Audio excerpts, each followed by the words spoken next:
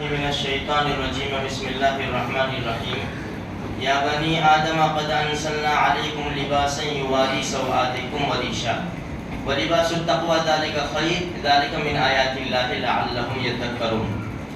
دیکھو اللہ تبارک و تعالیٰ فرماتے ہیں کہ اے آدم کی اولاد، ہم نے تمہارے لیے لباس اتارا۔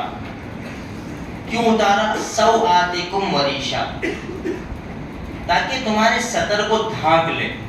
لباس کا مقصد اصل یہی ہے کہ انسان کا سطر اس سے ڈھک جائے، یہ لباس کا مقصد ہے۔ لیکن آج کل ہم دیکھتے ہیں لڑکے لڑکیاں خصوصاً جو لباس کا جو مقصد ہے وہ پورا نہیں ہوتا۔ آج ہمارے لباس ایسے شارٹ ہو گئے ہیں، مختصر ہو گئے ہیں کہ جسم کا جو حصہ نظر نہیں آنا چاہیے، جسم کا وہ حصہ نظر آتا ہے۔ دیکھو میرے بھائیوں، اگر ہم یوروپ کی تقلید کریں گے، اس کا فالو کریں گے، تو نبی کریم صلی اللہ علیہ وسلم کی بتائی ہوئی تعلیم ہماری زندگیوں سے نکل جائے گی اور نکل رہی ہے۔ آج ہمارے معاشرے میں جتنا کلچر یوروپ کا آ رہا ہے، اتنی ہی شرعی تعلیم نبی کریم صلی اللہ علیہ وسلم کی بتائی ہوئی تعلیم ہمارے معاشرے سے اور کلچر سے نکل رہی ہے۔ سب سے بڑا مسئلہ ہمارا جو ہے نا، وہ ہماری نسل کا ہے۔ ایسا نہ ہو کہ کل قیامت کے میدان میں یہ نسل ہمارا گریبان پکڑ لے کہ اللہ ہم کو تو کیا پتا، ہمارے ماں باپ کو ہم دیکھتے تھے ایسا لباس پہنتے، ہم کو ایسا لباس دلاتے تھے، بچپن سے وہی عادت، ہم نے پوری زندگی ایسے نکال دی۔ بہت بڑی ذمہ داری ہے میرے بھائیوں۔ دیکھو لباس پہننا، اچھے سے اچھا لباس پہنو، فخر نہ ہو۔ تمہاری طاقت کے مطابق جتنا مہنگا لباس پہننا ہو شریعت اجازت دیتی ہے، لیکن فخر نہ ہو۔ لیکن جن چیزوں سے، جن کپڑوں سے منع کیا گیا، جن کلر سے منع کیا گیا، جو ڈیزائن وغیرہ جو کٹ اس سے منع کیا، اس سے رک جائے ہم۔ شرعی لباس پہنے جس کو شریعت کہتی ہے کہ ہاں چلو یہ ٹھیک ہے چل جائے گا۔ عبداللہ ابن عمر رضی اللہ تعالیٰ عنہ فرماتے ہیں، بیٹھے ہوئے تھے، اللہ کے رسول صلی اللہ علیہ وسلم کی مجلس لگی ہوئی تھی، ایک آدمی کا گزر ہوا، دو کپڑے تھے ان کے لباس کے اوپر، سرخ رنگ کے، لال رنگ کے، اور انہوں نے سلام کیا، اللہ کے رسول نے جواب نہیں دیا۔ اب اللہ کے رسول کا جواب نہ دینا یہ بہت بڑا عتاب ہے، بہت بڑی سزا ہے۔ کیوں کہ ان کے اوپر دو ایسے کپڑے تھے جو سرخ رنگ کے، سخت سرخ، سخت لال رنگ کے کپڑے، جس کو اللہ کے رسول صلی اللہ علیہ وسلم نے منع کیا ہے، اس لیے اللہ کے رسول نے جواب نہیں دیا۔ تو میرے بھائیوں، آج ہم جو لباس پہنتے ہیں تو ہمیں دیکھنا چاہیے کہ شرعی لباس ہے کہ نہیں ہے، شریعت اس کو قبول کرتی ہے کہ نہیں ہے۔ آج اتنا ٹی شرٹ بھی بعض مرتبہ اتنی شارٹ ہوتی ہے کہ سردی میں جاتے ہیں نا تو پیچھے سے سب نظر آتا ہے۔ اللہ کے دربار میں بھی اس طرح سب ہو رہا ہے میرے بھائیوں۔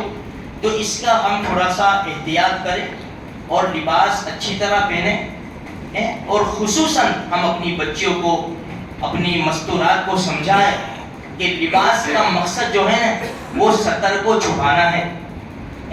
جسم کے حصے نظر آوے تو لباس کا کوئی مقصد نہیں رہتا۔ اس لیے میرے بھائیوں، قرآن کہتا ہے یا بنی آدم قد انزلنا علیکم لباسا یواری سوآتکم وریشا، کہ مقصد کیا ہے کہ بھائی سطر چھپا ہوا ہو۔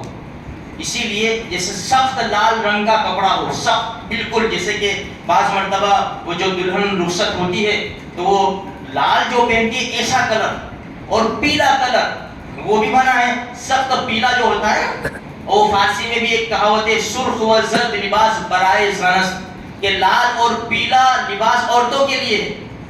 اب دیکھو افسوس کی بات ہے، چلو بھائی لڑکے تو بہت کم ایسا پہنتے نہیں ہیں، پورا لباس ایسا ہو، لیکن ہمارے وہاں شادیاں ہوتی ہیں نا تو ایک دن ہوتا ہے ہلدی کا، جو ہم نے بنایا، شریعت نے نہیں بنایا، پیٹھی کا اور ہلدی کا دن ہوتا ہے نا۔